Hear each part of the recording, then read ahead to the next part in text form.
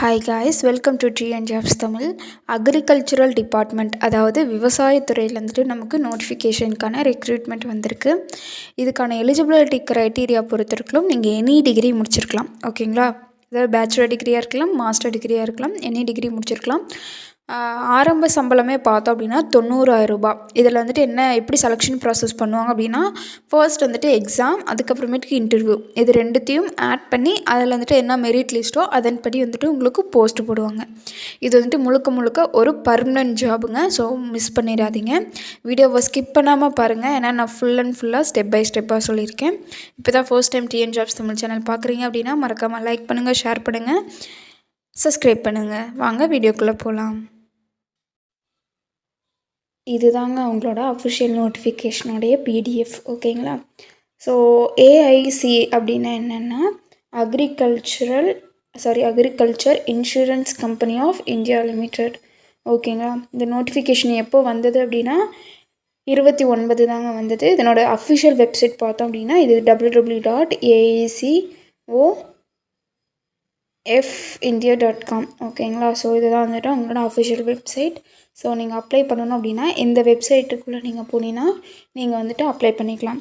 என்ன ரெக்ரூட்மெண்ட் அப்படின்னா 55 management trainees வந்துட்டு ரெக்ரூட்மெண்ட் பண்ணுறாங்க, ஓகேங்களா. அதில் ட்ரெயினிஸ் அப்படின்னு பார்க்கும்போது அது டெம்ப்ரவரியா அப்படின்னு கேட்டிங்கன்னா கண்டிப்பாக கிடையாது.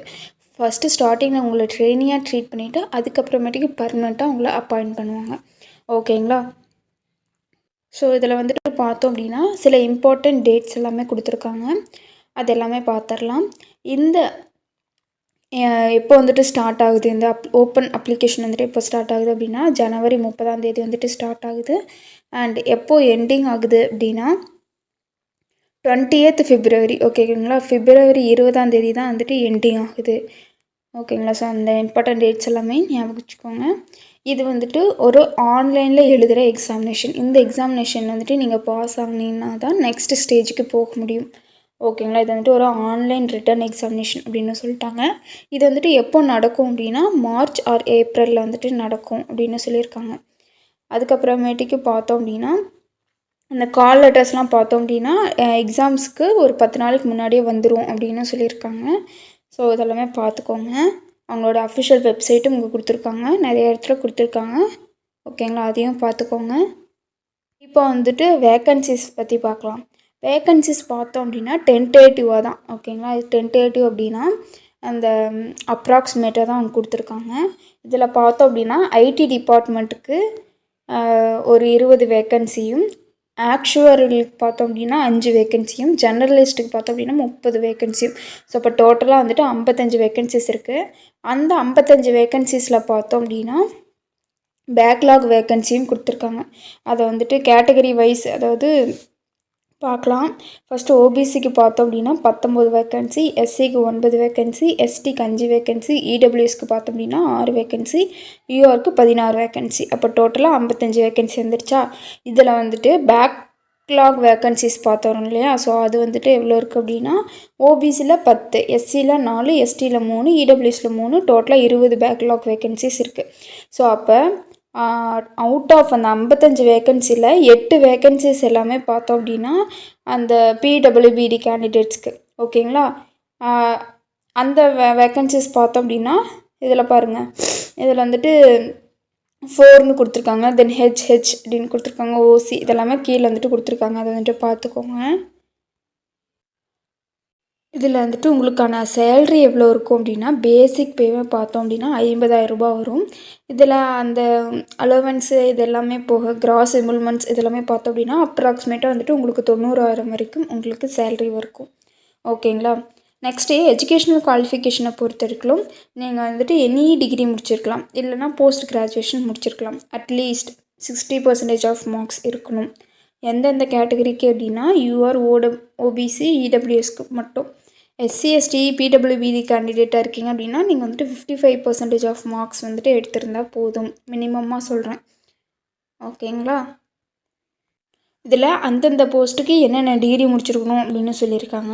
இப்போ பார்த்தோம் அப்படின்னா ஆக்சுவரியல் போஸ்ட்டுக்கு பார்த்தோம் அப்படின்னா நீங்கள் வந்துட்டு பேச்சுலர் டிகிரி, மாஸ்டர் டிகிரி எது வேணாலும் முடிச்சுக்கலாம். இதில் அப்படின்னா statistics, mathematics actual science, economics, operation research இதில் வந்துட்டு நீங்கள் எது வேணாலும் முடிச்சிருக்கலாம். 60% ஆஃப் மார்க்ஸ் வந்துட்டு நீங்கள் எடுத்துருக்கணும். ஓகேங்களா? எஸ்சிஎஸ்டியாக இருக்கீங்க அப்படின்னா 55% ஆஃப் மார்க்ஸ் எடுத்துருக்கணும். சப்போஸ் நான் இதெல்லாம் முடிக்கல அப்படின்னா எனி டிகிரி முடிச்சிருக்கலாம் வித் 60% ஆஃப் மார்க்ஸ்.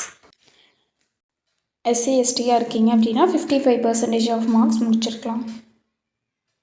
இன்ஃபர்மேஷன் டெக்னாலஜியை பொறுத்த வரைக்கும் ஐடி டிபார்ட்மெண்ட் இருக்கு இல்லையா, ஸோ அந்த போஸ்ட்டுக்கு வந்துட்டு நீங்கள் அப்ளை பண்ணணும் அப்படின்னா நீங்கள் பிஇ, பிடெக், எம்இ, எம்டெக் எது வேணாலும் முடிச்சிருக்கலாம். அதில் பார்த்தோம் அப்படின்னா ஸ்பெசிஃபிகேஷன்ஸ் கொடுத்துருக்காங்க. Computer science, information technology, MCA இது மூணும் நீங்கள் முடிச்சிருக்கலாம் அப்படின்னு சொல்லியிருக்காங்க. 60%, 50% ஃபார் ஓபிசி, இடபிள்யூஎஸ் இவங்க எல்லாத்துக்குமே 55% பார்த்தோம் அப்படின்னா எஸ்சிஎஸ்டி, பிடபிள்யூபிடி கேண்டிடேட்ஸ்க்கு. ஓகேங்களா? இது வந்துட்டு எசென்ஷியல் ஸ்கில்ஸ் வந்துட்டு கேட்டிருக்காங்க. இதில் வந்துட்டு ஒன்று இருந்தால் போதும் அப்படின்னு சொல்லியிருக்காங்க. ஓகேங்களா? இதெல்லாமே செக் பண்ணி பார்த்துக்கோங்க. ஏஜ் லிமிட்டை பொறுத்த வரைக்கும் உங்களுக்கு 1/12/2024 அந்த டேட்டு படி உங்களுக்கு மினிமம் ஏஜாக 21 வயசு இருக்கலாம், மேக்ஸிமம் ஏஜாக 30 வயசு இருக்கலாம் அப்படின்னு சொல்லியிருக்காங்க. ஓகேங்களா? ஏஜ் ரிலாக்ஸேஷனும் கொடுத்துருக்காங்க. எஸ்சிஎஸ்டிக்கு பார்த்தோம் அப்படின்னா 5 இயர்ஸும், other backward classes OBC non creamy லேயருக்கு பார்த்தோம் அப்படின்னா 3 வருஷமும், பிடபிள்யூபிடி கேண்டிடேட்ஸ்க்கு 10 வருஷமும் ஏஜ் ரிலாக்ஸேஷன் கொடுத்துருக்காங்க. நான் சொன்னேன் இல்லையா ஒரு ஆன்லைன் ரிட்டன் எக்ஸாம் எழுதணும் அப்படின்ட்டு, அதுக்கான சிலபஸஸ் கொடுத்துருக்காங்க. போஸ்ட் வைஸ் அது மாறும். ஜென்ரலிஸ்ட்டுக்கு பார்த்தோம் அப்படின்னா இந்த reasoning, English language, general, current affairs, insurance awareness, அதுக்கப்புறமேட்டுக்கு quantitative aptitude, description, English type, அது வந்துட்டு எஸ்ஏவாக இருக்கலாம் இல்லை ப்ரிசிஸாக இருக்கலாம் அப்படின்னு சொல்லியிருக்காங்க. இதில் பார்த்தோம் அப்படின்னா இது 4 மட்டும் அப்ஜெக்டிவ்னா இந்த எம்சிக்யூ கொஷின்ஸ், அதாவது 4 ஆப்ஷன் கொடுத்து ஒன்று ட்ரிக் பண்ணுற மாதிரி இருக்கும். நெக்ஸ்ட்டு வந்துட்டு டிஸ்கிரிப்டிவ் இங்கிலீஷ் டெஸ்ட் இருக்குல்ல, அது வந்துட்டு டிஸ்கிரிப்டிவ் நீங்கள் வந்துட்டு பேராகிராஃபாக எழுதுகிற மாதிரி இருக்கும். ஸோ அப்போ டோட்டலாக வந்துட்டு நீங்கள் 120 மினிட்ஸ்க்கு எழுதுவீங்க. ஓகேங்களா? ஆக்சுவலுக்கு பார்த்தோம் அப்படின்னா அதே சிலபஸ் தான். ஓகேங்களா? ஸோ இதெல்லாமே செக் பண்ணி பார்த்துக்கோங்க. போஸ்ட் வைஸ் வந்துட்டு கொஞ்சம் வந்துட்டு மாறும். இதில் வந்துட்டு நெகட்டிவ் மார்க்கிங்கும் இருக்குது. எவ்வளோ நெகட்டிவ் மார்க்கிங் அப்படின்னா 1/4 ஆஃப் த நெகட்டிவ் மார்க்கிங் வந்துட்டு அவங்க கொடுப்பாங்க.